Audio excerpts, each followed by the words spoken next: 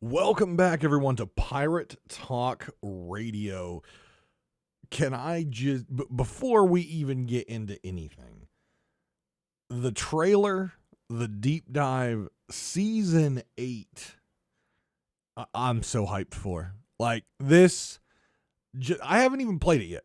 By the time this comes out, many of you are already logged in, probably already through the battle pass because I'm, slow at playing games. Probably well into this new system that we're going to be talking about, but I am so hyped. I'm excited to sail for the first time on this new update on Saturday, the 25th of November with Captain Logan. Super excited on our Saturday stream to sail, but I was excited, but I was skeptical about this update. And I still have some reservations with what we know so far. I know many of you probably already know the answers to this, but we'll find out, and then next week we'll be able to talk more in detail about my overall feedback so far of this season. But I am incredibly hyped. This personally, I think, is what the arena and what the Reapers faction should have been from the start. But better late than never, and I think Rare has developed. So we'll talk about the adventure, the end of the adventure. We got the reveal of that, and we will talk about the trailer, what we learned, the deep dive, and my speculations for the season 8, which launched early. Normally, Sea of Thieves launches on Thursday. That is Thanksgiving in the United States. It launched on a Tuesday. So there you go. We also have some news to cover, and apparently there's some sort of emergency somewhere in my neighborhood because you could probably hear the emergency vehicle. So there you go. Doing it, live. If it's not really live, it's recorded, but yeah, But first, let's thank the wonderful, the amazing, the folks who make this possible through the dollars out of their pockets. The patrons. Thank you. Regis Stella, Lane, Skamelt666, Jack Bull, Blade X Life. Thank you very much for continuing your support of my content and specifically Pirate Talk Radio. If you would like to become a patron, if you would like to throw some cash monies at me to help me get guests, to help with the studio and things like that, you can go over to patreon.com/DavrimTV and you can check out all the different tiers available, and many of them come with special perks for you. So go check that out. And again, for all those patrons sticking with me every single month, I appreciate that very, very much. So let's first dive into the reveal. This was a stream done on Twitch and on YouTube, and then it was obviously put up on the Sea of Thieves YouTube channel, and we got to do a kind of a walk-through history, if you will, of the adventures up and through 9, which was kind of nice because, again, the adventures are set up to be in a trilogy format, right? 1, 2, 3, 4, 5, 6, 7, 8, 9, and this is the third of the adventure groupings, right? This is the third trilogy of the grouping. So we have a trilogy of trilogies now. So it was really nice that the first about 15 minutes of the stream, 15 minutes of the video, was them walking through time, seeing all the cinematic trailers that they did for all of the different adventures so far, with Mr. Voice of Sea of Thieves doing a little narration between each one. And what I took from this, first off, it was well put together. It really got you caught up because, again, the very first adventure was quite some time ago, and though I remember doing it, it's hazy, right? We've done a lot of story through these adventures for a very long time, and new players just now coming to the game. Yes, there are new players still coming to Sea of Thieves on a daily basis. Those characters and those players did not get a chance to take part in the first adventure, the first couple adventures, maybe any of the adventures until Adventure 9. So this first 15 minutes of the video was a very nice intro to get us caught up as far as lore, as far as story. Where are we at? What is going on? And why is this decision so important to be made right now? Now, the one thing that I would like to see is that this type of of care and this type of feature is brought into the game. I know Mike has talked at Sea of Thieves Fest. He talked with Logan and myself about this. They want to be able to bring something into the game in order to allow new players or existing players to go back in time and kind of take a walk through memory lane. Obviously, with the Tall Tales, with A Pirate's Life, you can go back and play those anytime you want. But these adventures, which are meant to be limited time, story-driven adventures, you lose them, right? You lose them. There's no log as far as the journals that you've read. There's no way for you to go back unless you go on YouTube or something. There's no way for you to go back and kind of walk through memory lane and re-look at this epic story that is being told. Obviously, some of the adventures were not great. They were not taken well by the community. The story was lacking, but others have been really, really good and very engaging, and the community has loved it very, very much. But when you see it all together, when you see the trilogy of trilogies flow through from Adventure 1 to Adventure 9, you can really see how this storytelling is unfolding. And you could really see the different bits and pieces come together, right? As you're playing these, we're not getting all the bits. We're not getting all the pieces. We're seeing a moment in time of the story. And without that context of what happens before and what happens after, sometimes you get a little lost. Sometimes it doesn't feel like the story is going in the appropriate direction. Sometimes it feels a little off. Sometimes you're just kind of confused at what's going on.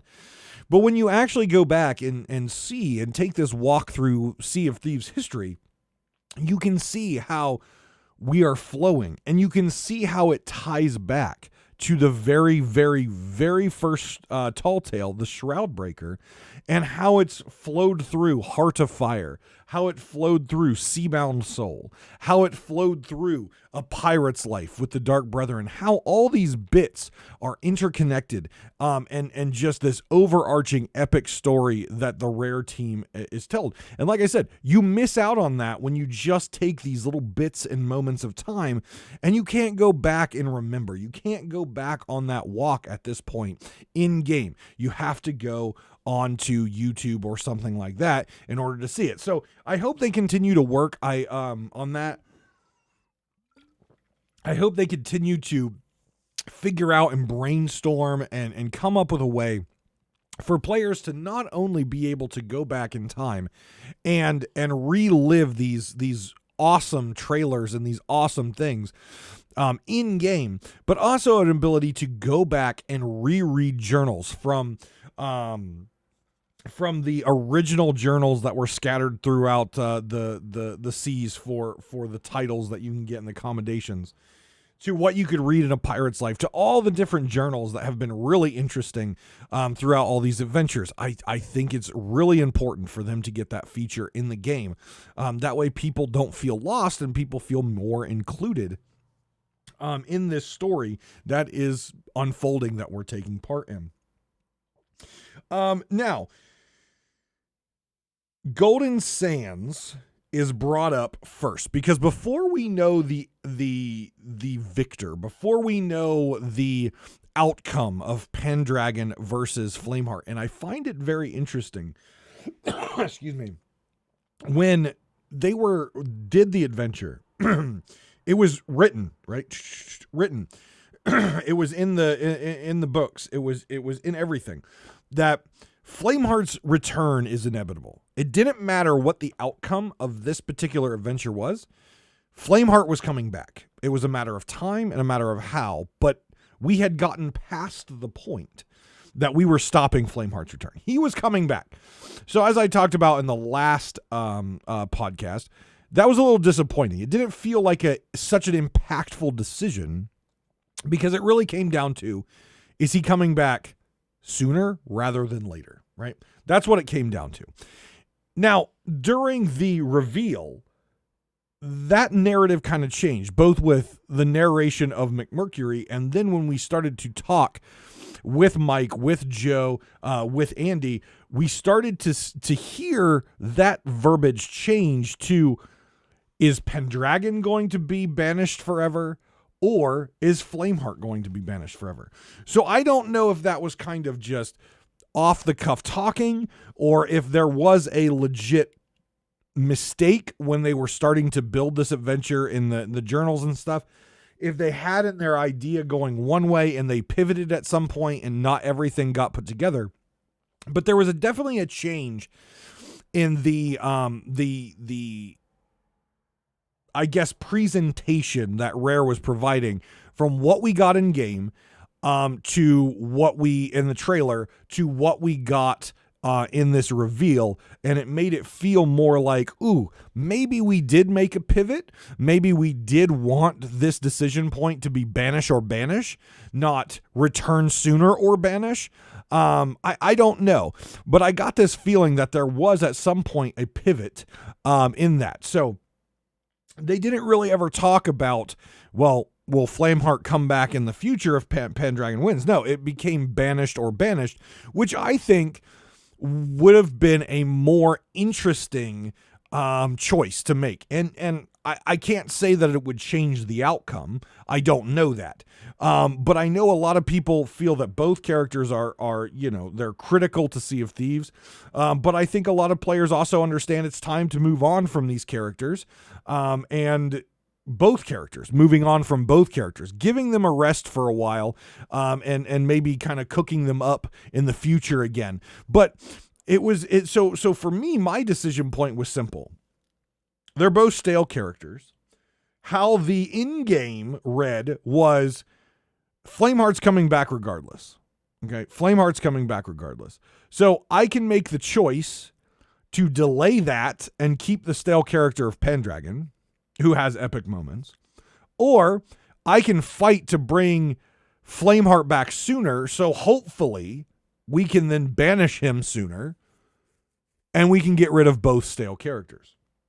Now, that's not to say I don't want to see Pendragon ever return. That is not true at all. I think he just needs to be like a wine. He needs to be put on the shelf for a little bit of time. Let us kind of move on past him for a little bit, and then bring him back for another epic moment and reintroduction of Pendragon. He is critical in the Sea of Thieves history and the Sea of Thieves lore. He can't just go away. But I really feel that it was time that we could move on from him, develop and work on a new character, Bell, and maybe a new character next to him, maybe Eli Slate, or another character, someone that's going to assist Bell, that's going to assist the Pirate Lord, that we really haven't seen a whole lot of, right? And just kind of let Pendragon marinate a little bit. Let him marinate on the shelf. Let him breathe a little bit with the cork in, and then bring him back and have a really awesome thing. And on the other side, Flameheart, we knew he was going to come back per the game, and let's get him back sooner, and let's get him gone sooner. Right? That's kind of my opinion. So they open this by, again, taking that 15-minute and talking about how this is going to be playing into where we are with the game as we approach and then go into Season 8. And the first thing that was discussed was Golden Sands. And we're finally now, and we've already started to see it, but we're going to start to realize the impacts that the Lost Sands adventure, which again, I don't think was a very good adventure. It was supposed to be a war. It didn't feel like a war. It just felt like Merchant Alliance missions, right? But there was a community decision, even though we didn't get good, transparent data on that. Still bitter about that. And we didn't get good transparent data on this one. Really bitter about that, and I'll get to that in a second. But we're now going to see what this decision point means for the new Golden Sands. And that is, the new Golden Sands will become the very first pirate port. Now, you get to see in this video, and if you didn't watch the stream, go back and watch these bits and pieces that I'm going to be talking about on YouTube, on the Sea of Thieves YouTube channel. The work in progress video flyover of Golden Sands is absolutely incredible. There are structures. There's an entire brick building for the Pirate Emporium. There are cobblestone roads. This is really starting to look like a port city, right? And Mike mentioned that he's had the question posed to him. I know I asked him at Sea of Thieves Fest. I know Logan has asked him multiple times on the Keelhaul podcast. When are we in the golden age of piracy? And Mike's answer is no. We have not reached the golden age of piracy. And the golden age of piracy, for those who might not know, is a period of time in our history, our Earth history, of about 1650s to about the 1730s. That was the period of time known as the golden age of piracy, specifically in the, no, it wasn't in the Pacific. We're talking about areas of around the African continent.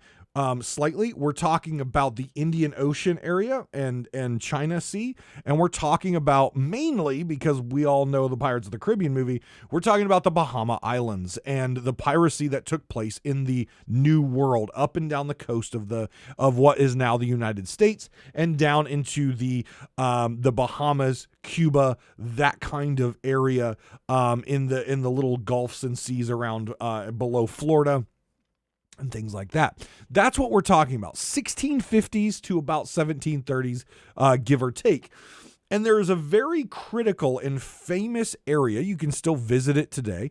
I have, in the Caribbean, and that is Nassau. And why is that important? And why are we talking about Nassau? I'm going to do an episode in the future, do a little pirate history episode on Nassau and go into more depth. But why is that important to talk about when we're talking about Golden Sands?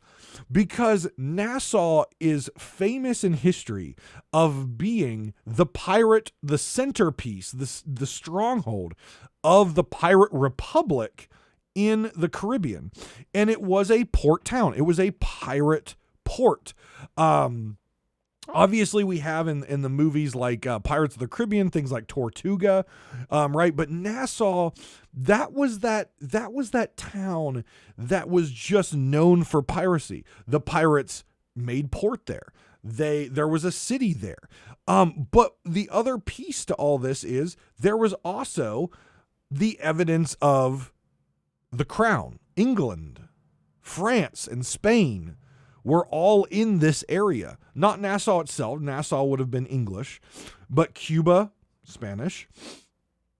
And you've got the French in this area as well. Not as big, but as far as piracy and things like that, but they were in the area. And why this is important was there were royal governors that were in charge, and I put that in air quotes, of Nassau town, but more so the island, the greater island of Nassau. And there were plantations there. There was a lot of commerce. But the critical thing was Nassau town for a very long period of time was controlled by pirates and a governing pirate body. And though there was a royal governor of New Providence Island, Nassau, it really didn't answer to the crown at all because piracy and pirates. So having a pirate port in Golden Sands starting to look like the movies and starting to look like what we believe Nassau could have looked like. I would have liked to see a little bit more, little less building like stuff, a little more like piratey camps and stuff, but maybe we'll see that, right? It was still a work in progress. There's still time before it's going to be fully built, but there were definitely buildings. It was a city. It was a town. So I'm really excited to see where that goes. And I'm really excited because it doesn't tell us that we are in the golden age of piracy, but it tells us we're moving towards the golden age of piracy. And we know Mike and we know a lot of the team members over there are historians. They love history and they love pirate history. And why I brought up the fact that there was a royal governor of this area is simple. There are several organizations and characters that we keep hearing on the waves and on the wind that we haven't seen yet. The Grand Maritime Union, also known in our real world as the East India Trading Company. The East Indies is the New World, right? That's the East Indies is the New World. Because they thought that they were sailing that way, and they were actually in, at the time, they believed they were in India and China when they first got over there, right? You got the West Indies, you got the East Indies. Anyways, the East India Trading Company is the Grand Maritime Union is the Grand Maritime Union equivalent of our real world. We have the sovereigns already, which I speculate are part of the Grand Maritime Union or part of some sort of royalty that could be, royal governor type ship of these areas, because the royal governors of Nassau, of this place, not all of them were, powdered, wigged, and nice people, right? They were sent there a lot of times because they had a history of military action. They had seen military combat. They had dealt with pirates before. They were accomplished seamen, and they were sent there because the crown thought they would be able to, or they boasted themselves as they would be able to take care of the pirate menace in the islands. So it kind of matches up. Is that where we're going? I don't know. But I'm excited to see the evolution of Golden Sands into a port city that more looks like Nassau, so we can move closer to the Golden Age and kind of maybe see the Grand Maritime Union. So we can begin to see the captain. Who's the captain? Who knows? Is it Captain Hook? Hope not, but it could be. Don't think so. Is it Blackbeard? Is it Edward Teach? He took a little bit of part in Nassau, but he kind of made his fame after he left Nassau. Could it be Woodes Rogers, a version of Woodes Rogers, who was a notorious royal governor of New Providence Island, and a pirate hunter, a skilled pirate hunter? Who knows? But there's a lot of whispers and speculations, and who are these people? And seeing Golden Sands evolve into a port city, a colony, if you will, really drives us to maybe starting to get to a point where we're going to see the Grand Maritime Union. How are they going to impact our world? We might start to get more information about the captain. Who is he? Who does he report to? Who's sending him? Why is he coming? Is he a royal governor? Don't know. We've heard Duke talk many times recently, and he doesn't seem like a drunken bilge-rat if you listen to him talk. He sounds kind of more upper class. He sounds a little bit more pompous. He sounds a little bit more like he came from somewhere that had some money. And he's part of the Dark Brethren who's trying to get the captain here. So there's a lot of interesting things to think about as we see Golden Sands evolve into this pirate port. But it looked absolutely amazing. And as we get closer to the reveal of who won between Pendragon and Flameheart, Mike makes it very clear that if Pendragon loses and is banished, Belle will need a new right-hand man in her quest to keep the Sea of Thieves on the side of the Pirate Lord. But who is that? There's a lot of choices out there. Maybe it's a character we haven't even seen yet. I know Behaving Beardly on the stream suggested Eli Slate, which I think is a fantastic idea.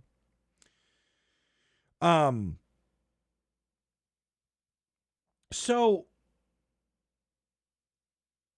I also wanted to mention, and this was an observation that I wrote down. Right before they gave us the reveal, and I'm gonna tell you that in a minute, though probably everyone listening already knows who won. I loved the animation of changing between there was a picture and they animated it and it went Flameheart, Pendragon, Flameheart, Pendragon, Flameheart, Pendragon.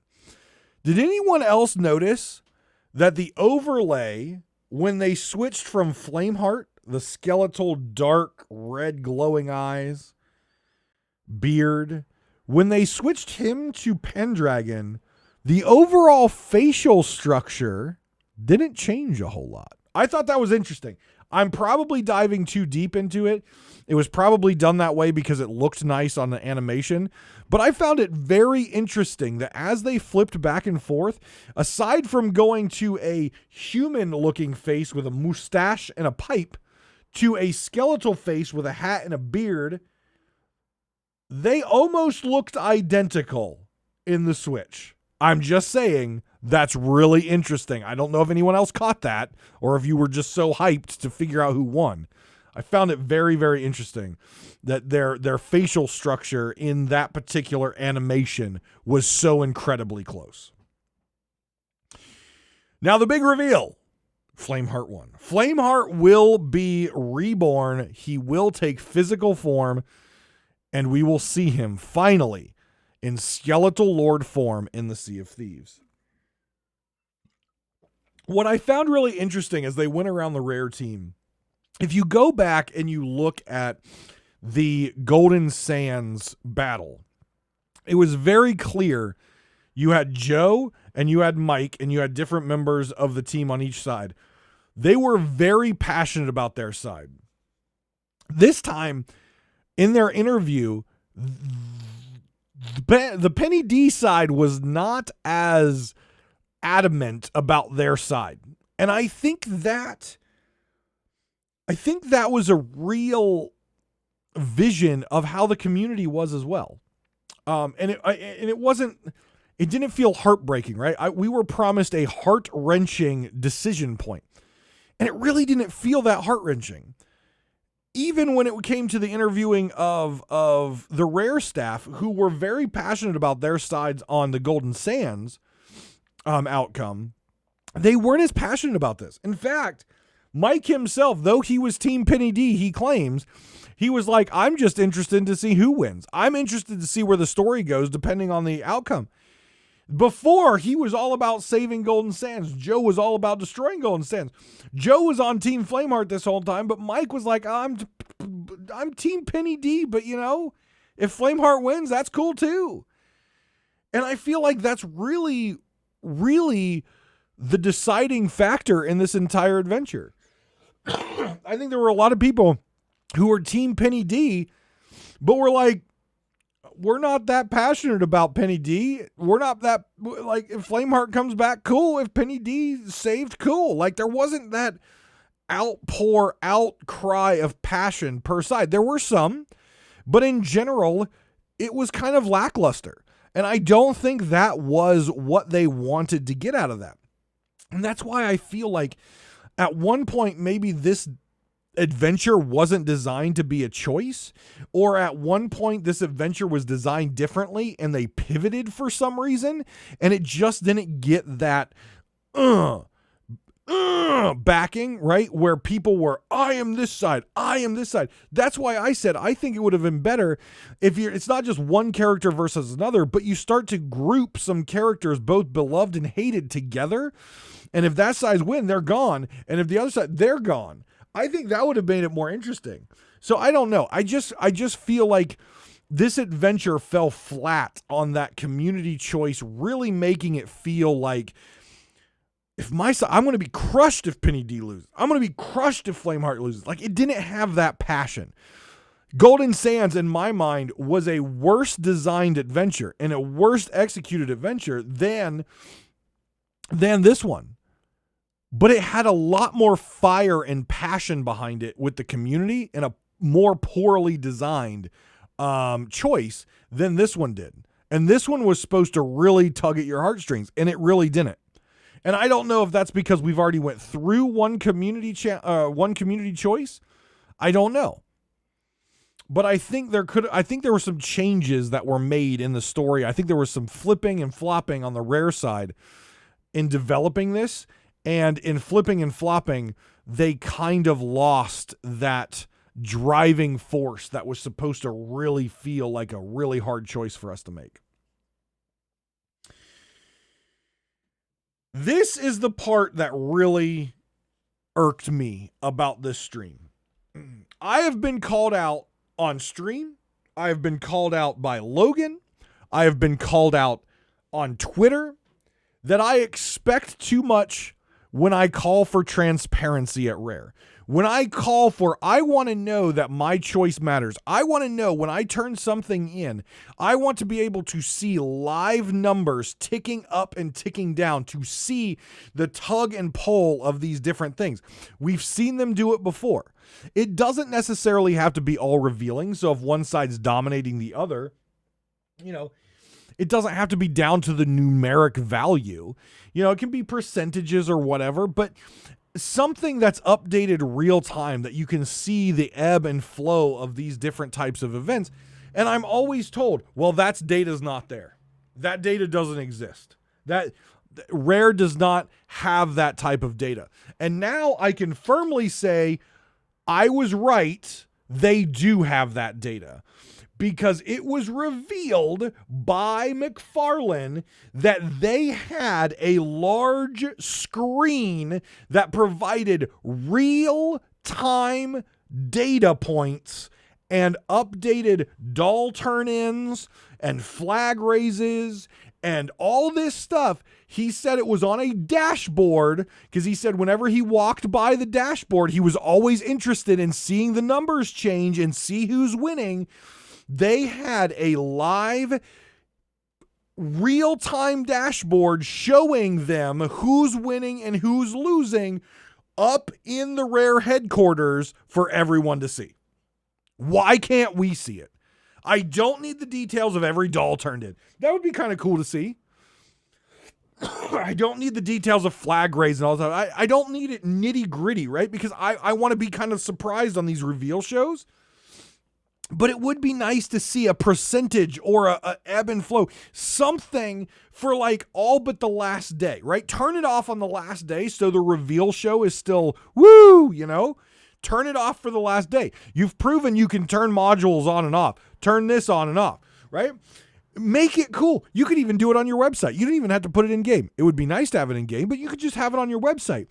But now, I don't know if that was a slip of the tongue and he's not supposed to say that, but it's out there now. He said that there was a live dashboard of the points on both sides and the breakdown, and they could see in real time who is winning.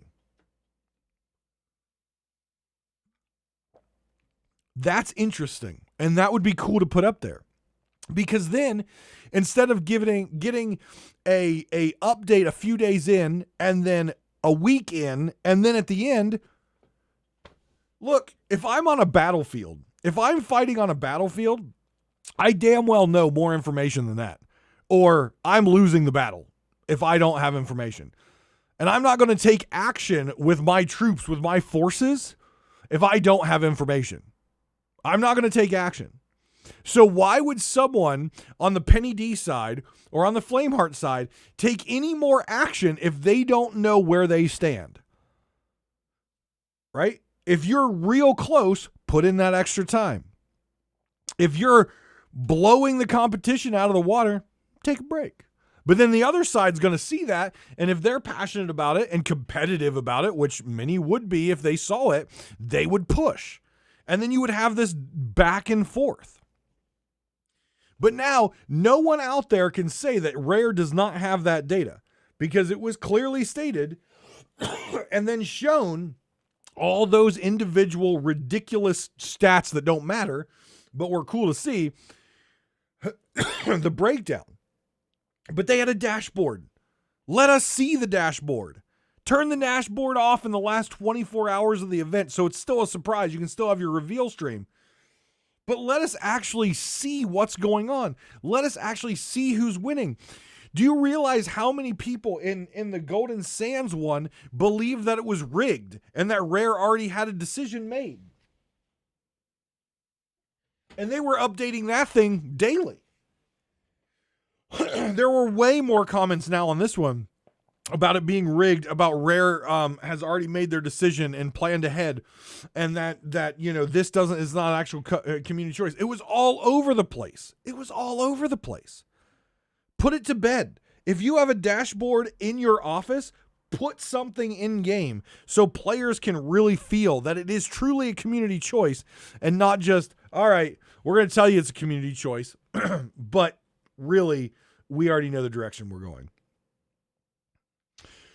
And yes, it's a minor voice, but it's a loud voice out there. It's a loud voice. And like I said, get that engagement. Get people passionate about their side, because then they can see if they're winning or losing. So Flameheart's coming back. I think a lot of people believe that he will come back. We will get one fight with him and he'll be done. I don't think that's the case at all. I believe that Flameheart's coming back, and I believe that he's going to be back for a little while. I believe there's going to be story behind him coming back and the resurrection. I think that'll be cool. Probably be an adventure, to be honest.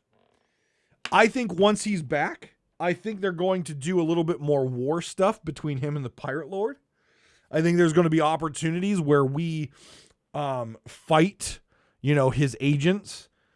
I do believe that Flameheart's going to be back for a little while before we get that final and hopefully epic fight to finish him off for good. I truly believe that. I don't think that Rare would have spent this many years and this many tall tales and this many adventures to set up his return just for him to come back for one fight. I don't believe they would do that. I think it's going to be a build. It's going to be a slow build. And we will eventually get to fight Flameheart in his physical form. And I hope they design some new mechanics around it and make it a truly epic fight and not cop out like the Herald of Flame fight, which was just an Ashen Lord. All right. Season 8. I was hyped about Season 8. It was a long-awaited update, the PvP season. And now with the deep dive and the trailer, we have a lot more information about this. A lot more information.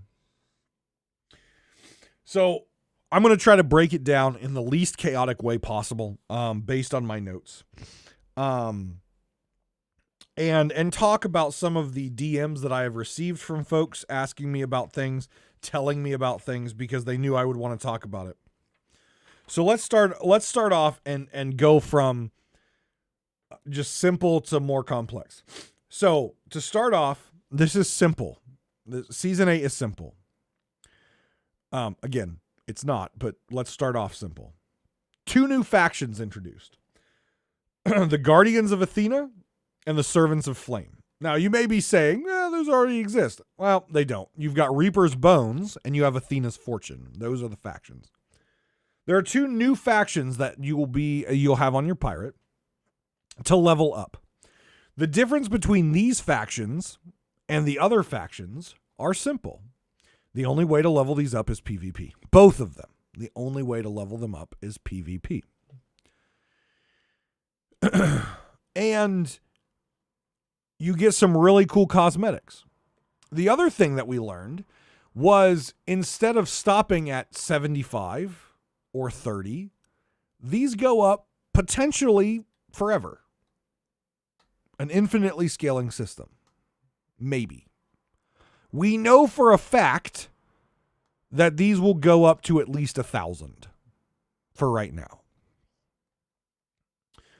And that's levels. I don't know if it gets harder as you go up. I don't know how hard these are. If you win a battle, do you get like 10 levels? I don't know.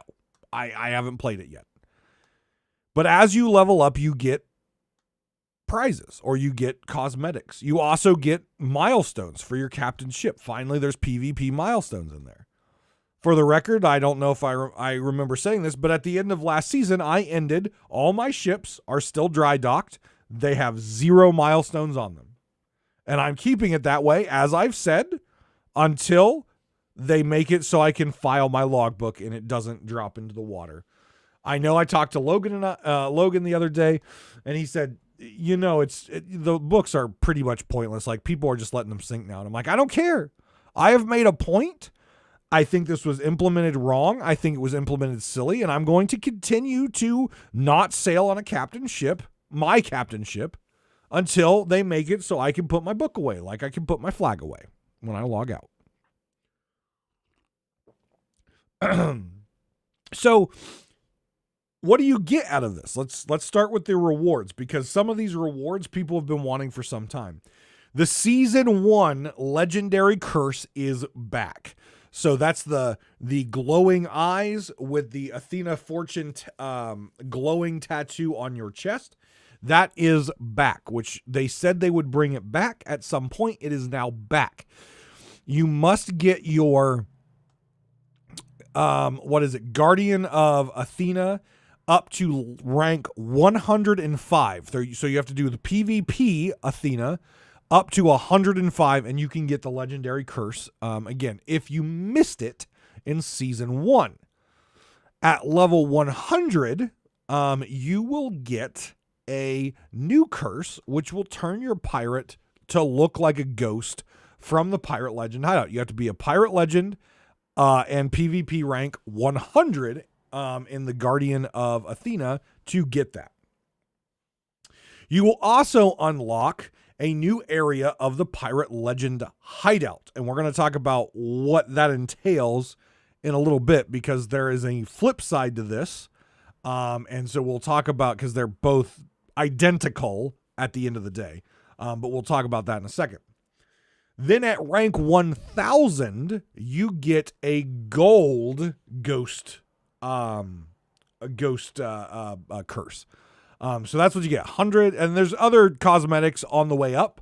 But as far as once the curses or the cool looks that are shown in the video, 100 gets you the full ghost, 105 gets you the legendary curse from season 1, which some of you already have it. Wear it. It'll make it look like you're really awesome.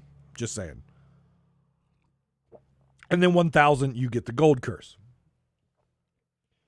I'm sure that there is probably going to be people out there. I don't know how you get into the new PvP Legend Cool People Club. It's in a door, per the video. It's in a door near the Pirate Lord's seat in his tavern. But that means it's actually most likely in the Pirate Legend hideout. So I'm sure there's going to be people trying to break through walls and jump and all this stuff.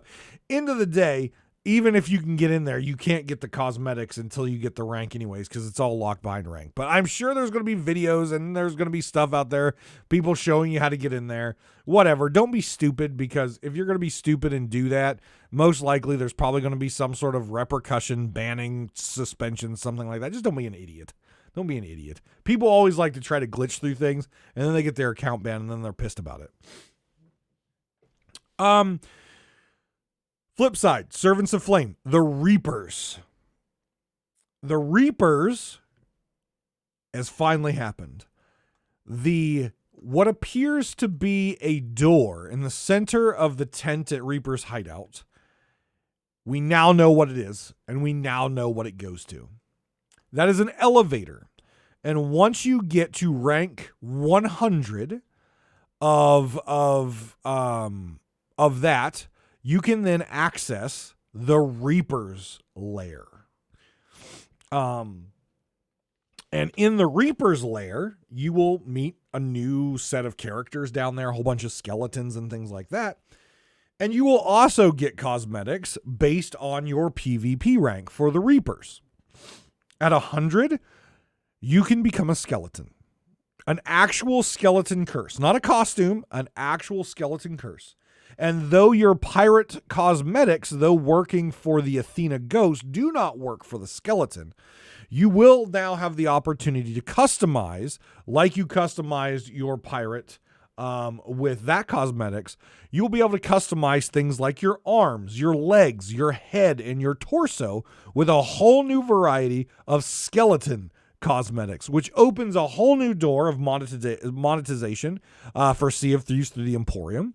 It opens a whole new door of Twitch drops for them, and it opens a whole new door of things in the season pass, which is excellent, giving more value to that. Which we'll talk about that in a second, because finally I think I've bitched about it enough that they've made a change to the season pass, which we'll discuss in a moment. And then once you hit 1,000 with the Servants of Flame, you then have the ability to gild your skeleton. And if you don't know what gilding means, it means you will be a golden skeleton. So all your bones will be gold at rank 1,000 with the Reapers. Now, these two layers are very identical as far as what you can access inside of them. Their overall aesthetic is very different. I think they did a great job in the reveal of the Reaper's lair. I think it looks great. They gave it its own inn, which was really cool looking and very like hall-like, like a big grand hall. And there's a big tree that has like molten gold flowing through it with a ritual circle where you become a skeleton. And then there's also a scribe or a chronologer in there. And their job is to give you stats. How many, what's the longest winning streak in the PvP thing? Who's winning, give you stats and kind of make you feel like you're a little bit bigger than you are as far as this big battle going on between the Pirate Lord and Flameheart. So cool new things to check out. Now you're going to ask, Davrim, how do I get to rank 100, 105, 1000? How do I get all this new cool shit? How do I get down into the bowels of the Reaper's hideout? Well, I'm going to tell you. PvP, and I love it. It's the only way to do it, and that is brilliant, because finally us PvP players have been heard. Finally us PvP players are getting some love. And the PvE players out there who are complaining, yes, there are many out there who are complaining that all of Season 8 and all this new stuff is based around PvP, and they don't like PvP. Guess what? Don't queue up for this system, and you can do all the PvE you want in peace, because all of us are going to be queuing up. Sure, people can still come and attack you, absolutely. But I can tell you this, for at least the foreseeable future, everyone's going to be queuing up into this PvP system, and you're going to be able to do all your PvE Lord actions out there, digging up your chest, killing your skeletons, doing your Fort of Fortunes, doing your Athena events, because we're all going to be fighting it out in the circle of death. So there you go. You won. You wanted PvE servers? Here you go. You got PvE servers, kind of. We're all going to be queuing and fighting in our little circles somewhere, and you can just go about your PvE business. There you go. Ladies and gentlemen, Rare has introduced PvE servers. It's called Leave the PvPers to their circle and you go dig your chests. PvE servers. There you go. Is everyone happy now? Did we get there? I think we got there. Kind of. People aren't going to be happy. But we got there. Okay? We got there. We got there as close as we're going to get. So there is a new item inside your boat. It is an hourglass, the Hourglass of Fate in the War Map. When you stick your dagger in your Athena or Reaper table, you can then also choose to get an Hourglass of Fate. If you do this, you now enter a queue for PvP matchmaking. And there are two sides to the PvP queue. There are the defenders and there are the hunters. And the hunters are nothing without the prey. So yes, it is important that if you're hunting and you're not getting queued, turn off that you're not a hunter anymore and become a defender, because the hunters can't hunt without the prey. And even as a defender, whether it be Reapers or Guardians of Athenas, even as the defender, you still level up your PvP rank. You still get all that glorious credit, that yum levels to get your curses and everything else. So it's really just a matter of check to see which queue times feel better and do that. I have a feeling, because of the animation and the coolness of it, I have a feeling that for the first few weeks or even months, most people are going to be on the side of the hunters. They're going to be on the side of the ability to dive your ship down like a skeletal ship, sail under the water, and then emerge right behind another ship and then enter battle. Most people, I would say, for the first couple months are going to do that, regardless if they're supporting the Athena side or the Reaper side. But if you just want some good PvP and you want to rank up, maybe flip it over and do the defending for a while and be the one that is being hunted. And fight back, win, and get your ranks up, right? And there's a lot of nuances to this new system. It's not just level up your PvP rank, right? It has to do with, there's a lot of things. And I'm hoping that there's not a whole lot of bugs and glitches and exploits. There's going to be issues, okay? I'm not going to sit here and tell you this is going to be perfect. It is a massive change to how the game works. There's a lot of new systems that they have introduced. Anytime they do that, there's going to be issues. Be patient. This is something that a lot of us have wanted for a long time, both on the PvE and especially on the PvP side. There are going to be issues. Be patient with it. They're going to probably have to do a lot of hot fixes. They're probably going to be doing a lot of patching, especially with the matchmaking system, making sure it's more skill-based, because it's supposed to be skill-based. I have a feeling that's going to be iffy for a while. But just be patient. Keep trying, right? If you're getting sunk a lot, you're still getting some XP, right? You're still getting some practice. Just keep trying. When the skill-based matchmaking is really working and tuned up, if you're not good at PvP, just take a couple losses. Okay, get sunk a few times, and what's going to happen is you're going to then start to get match made with people more your level or lower level than you, and you can get some wins that way, right? So as a defender, you can go about your day digging up chests, doing Athena missions, and getting Athena loot on board. And what that's going to do is basically level up your hourglass as far as how much you're worth, right? How much is your ship worth? And what that means is if you beat an attacker, you're going to get more points because you defended a loot haul. And if they sink you, they're going to get more points because they took a prize that was worth a lot.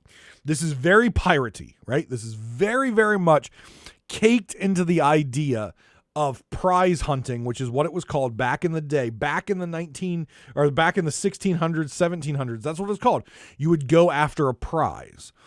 And the more lucrative a prize was, you wanted to obviously take that, and the more money you would get out of it, right? So it's very much a system that Sea of Thieves has taken from history and implemented it in a way that it works for Sea of Thieves. And I think it's brilliant. I think it's absolutely brilliant. So both sides could be defenders, both sides could be attackers. But again, you as a defender, you're getting your loot grade up. So then you get more and more points and XP for winning. Every battle you win, you get a tick mark. You go on a streak. As you're on a streak, you get more points and XP and stuff like that for your side. And if you lose, you go back to 0. So in my mind, you treat the streak system the same way you treat your flag, right? So I have a rule, and I know several people I play with hate my rule because it makes them anxious. My rule is we do voyages until we get grade 5, and then we turn in. We don't turn in until we're grade 5. I know a lot of people get just anxious about that because it's a lot of loot on board. You know what? You get the most value of it. Take the biggest risk, get your biggest value. So in my mind, I'm thinking big brain here without even playing. My mind is you get your hunter grade or your PvP grade up to the highest it goes, which I believe is 4. Once you get there, you go sell your hourglass And by that point, you should be max rank Reaper or max rank Athena. You do your hourglass, you get all the bonus and the num-nums off that, then you lower your flag, re-raise the flag, re-raise the hourglass, and go back out. I'm just basing this off of the history of the best way to maximize both profit and experience points with the emissary system. I'm going to guess Rare is going to use a very similar system with this. I don't know that for sure, but I would say unless you're someone out there that the sweat is literally dripping down your balls, that you're not going to want to go for a 7, 10, 20, 100 game streak. Unless you're one of those folks that just want to see if you can do it. That's one thing. But if you're trying to maximize your XP and maximize your coin, I would definitely test out getting the max rank on both your emissary flag and your hourglass, cashing in lower. I would guess hourglass first, then flag, so you get that emissary bonus of all the XP and all that yum, and then re-raise, go back out. That's how I envision the best efficient way of doing this. I'm sure after this weekend, when I get to play this for many, many hours, I will be able to talk more in depth next week about what I found out. But my guess is, knowing Sea of Thieves and how they usually code and they've got a system, if it ain't broke, don't fix it. They're probably going to use a similar system with this. So queue times is another thing that I have. I obviously have questions and concerns about the stability of this system, any exploits or glitches in this system. I also have concerns about queue times, especially when people probably want to dive and emerge. I'm okay with defending. I'm going to do whatever. I'm going to switch to whichever side I can queue the fastest in. That's what I'm going to do. Okay. The other concern that I have, and I've seen it on Twitter a little bit before, but I've been trying to stay away from as many spoilers as possible because that's what I like to do. Y'all know, that's what I like to do. But I have seen some tweets, and I did respond to one because I was tired of seeing it, and I just picked this poor soul to respond to. Actually, I think I tweeted out about it. There is a circle that you fight in, and if you go outside the circle, finally the Red Sea, it's not the Red Sea, but it's the battle arena. Finally, it's what the Red Sea should be, which is you're out there for a moment, your hourglass starts to shake, you're out there for very much longer, it breaks, it blows up, it's an instant sink. It's exactly what the Red Sea should be, right? You shouldn't be able to run people out into the Red Sea and repair and blah, blah, blah, blah. It should be pretty instantaneous. Let's move on with our lives. So when I saw this, the first thing that popped into my mind, and Twitter seems to be agreeing with this, people like to run. People like to run and waste your time because their hope is that you'll concede. And I knew this was going to happen because there are players that are not PvP focused. They don't want a PvP. But they want to get points and they want to get the new stuff. And there's always going to be runners. And runners who don't want a PvP have never worried about wasting their time or someone else's. They're just going to run and hopefully you concede and they can go on with their day. Same thing's going to happen here, where they're going to run and skirt the circle for as long as they can until you concede or the battle goes on for hours and hours and hours. In my mind, the biggest mistake that I saw, and again, I haven't got to play it, so I don't know if this exists, but based on what I saw on Twitter, it doesn't. I think the biggest mistake that Rare has made in this is not reducing the circle for the longer the battle goes on. So if the battle lasts 20 minutes, the circle should start to shrink every 5 minutes, and it should continue to shrink until, basically like think Fortnite or think Apex or any of these battle royales like that. It should start sinking to keep games moving quickly, because sure, battles that last a long time and are close are fun, but sometimes, chasing someone around for a long time gets really boring.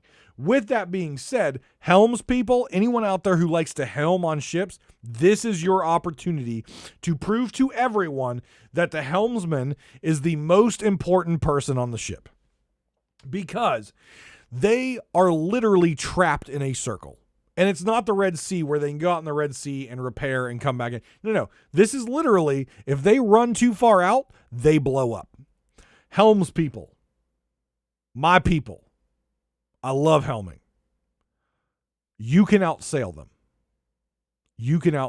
Boarders, get out in the water and trust your helmsman to run them into you so you can get on board, kill them, ank them. Heck, strategy.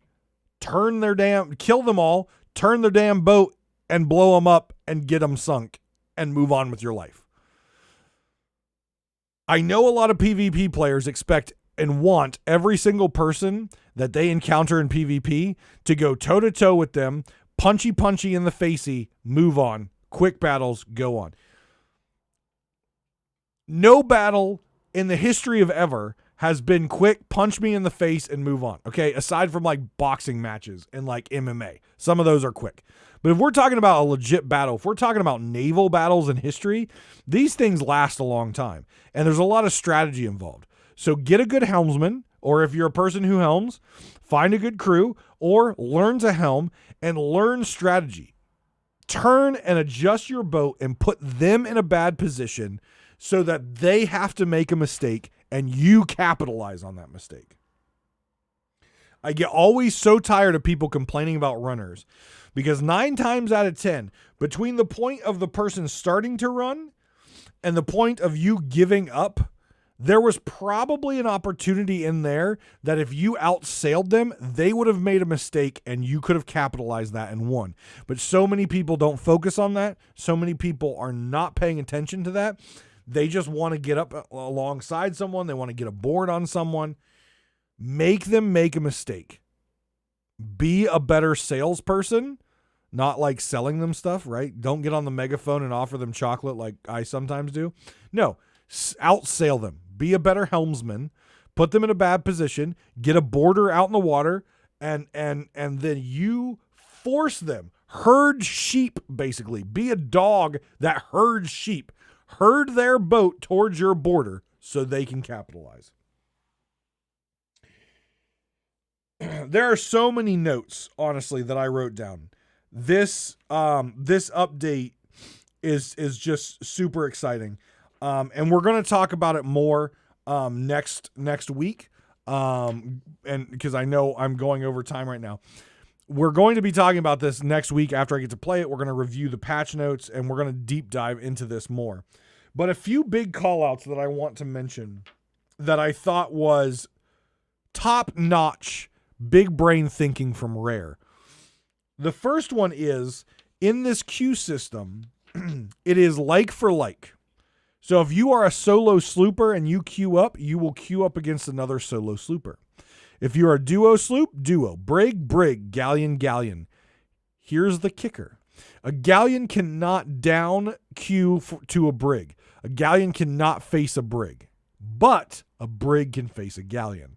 And a solo slooper can run the gamut. A solo slooper can upgrade and fight duos, brigs, or galleons if they feel good enough, which means there's a difficult level that you can now institute. And that if you're tired of fighting a 4-man galleon and you're like, I'm kicking everyone's ass, drop down to a 3 and fight brigs and galleons. If that's too easy for you, drop to a duo sloop and fight brigs and galleons. If that's too difficult to you, drop down to a solo sloop and queue up and fight all of them. I think that was a brilliant move by them. I think, especially since they have a lot of solo sloop players that are excellent and fantastic people who play this game, I think this is a really, really good idea for them to basically give the game a difficult level in the PvP side. The other people, the other item is the plunder pass. Now, you know very well that I have talked a long time about how I believe that Sea of Thieves has one of the worst battle passes out there as far as value. And I know people argue it, but it's hard to argue. And yes, for those of you who disagree with me, you can compare Sea of Thieves Battle Pass to Fortnite's. You can compare it to Overwatch. You can compare it to Apex. You can compare it to Halo. Anything that has a battle pass out there is an equal like-for-like comparison. They're all just about $10, and you know how much you get out of each one, and you can constitute that to value. Sea of Thieves has always valued the free one over the paid for, which I think is a bad decision. It is good to give people who are not paying stuff, but you are a company that are supposed to be making money. You should be giving more, and you should be doing more for those people who are financially contributing to your business. They have never done that until now. I don't believe this completely fixes the issue. However, it's a pretty damn good step. If you buy the Plunder Pass for $10, 10 US dollars gets you the Plunder Pass, and you max it out to 100, you will not only get all the delicious rewards, all the delicious ancient coins, but at the end of the day, you will get your money back. Let me say that again. You will get your money back. Now, you may be saying, well, that's a dumb idea on Rare's part. No, it's not. Because they're not giving you $10. They're giving you $10 worth of ancient coins for you to spend in their shop.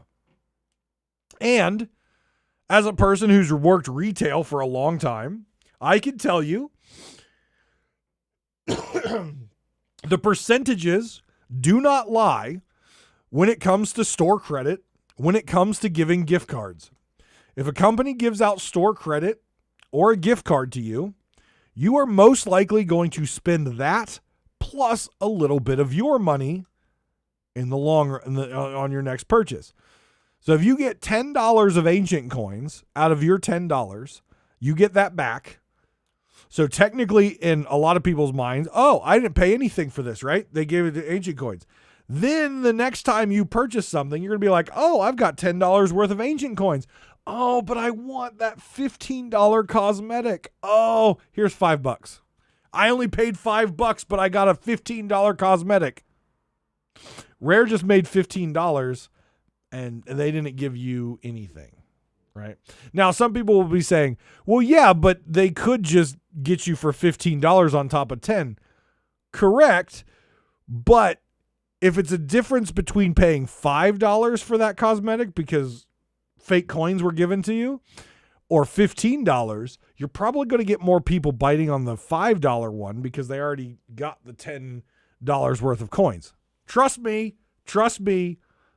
Retail statistics out there show this, okay?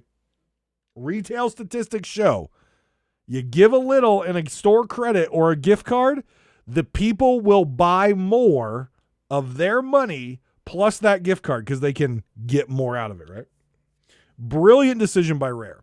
I still wish we got more cosmetics out of the Plunder Pass, but the fact that I'm paying $10 and if I max it out, I get $10 worth of ancient coins back, great. It's great for me. Rare's going to get more of my money. They already get enough of my money. You're welcome, Joe Neat. They're going to get more of my money. This was the best change that they've made to like Emporium / Plunder Pass since it came out. This is something that was needed to be done earlier. And honestly, like I said, I think this is a good move. I think this is a move they should have made a long time ago. I think the Plunder Pass in general is still less than value-wise as other games Plunder Passes or other games Battle Passes. But in my mind, this brings them closer to being in line with the industry. And I think this is a great idea. And if they never make any more improvements to the Plunder Pass, I can't hate on the Plunder Pass anymore because I'm paying $10, I'm getting the Plunder Pass, and I'm getting $10 of ancient coins back. Like, I can't complain about that. And trust me, because I've got that, I'm going to get that $15 cosmetic. Rare's going to make more money off of me anyways. So they win. I now feel better about the Plunder Pass. I won't yell at them anymore. And just so you all know, I'm taking full credit full credit for this Plunder Pass change. I am taking all of the credit because I've complained about it. I've given information about how they're inferior on a battle pass and everything else. So you're welcome, everyone. This was all due to me and this show. I think you should all go over to the Patreon and you should subscribe to me. Don't worry. I'll give you something if you get the right tier. I'm just saying, you're all welcome. I just helped you out. I just got you more rewards. I think come over to the Patreon. Now love me, right? Love me. I got you all. I did it. It was me. We got there. We got PvP. We got PvE servers. We got PvP servers. And we have a better Plunder Pass. You're welcome. You're welcome, everyone. We're not even to episode 100, and I just did so much for you. I did it all. It was me. You're welcome. And I'll see you next week when we can actually deep dive into this content after I play it. We'll go over to the past notes. We'll go over my feedback. I really am hyped for this. I think this is going to be a great, great season. And ultimately, I'm going to say it now. This is the biggest and the best update Sea of Thieves has ever had and may ever have. This, in my opinion, though it doesn't have the story content, I didn't think it was going to be possible. This update is better than a pirate's life. Mic drop. Take care of yourselves and each other. I'll see you next time on Pirate Talk Radio.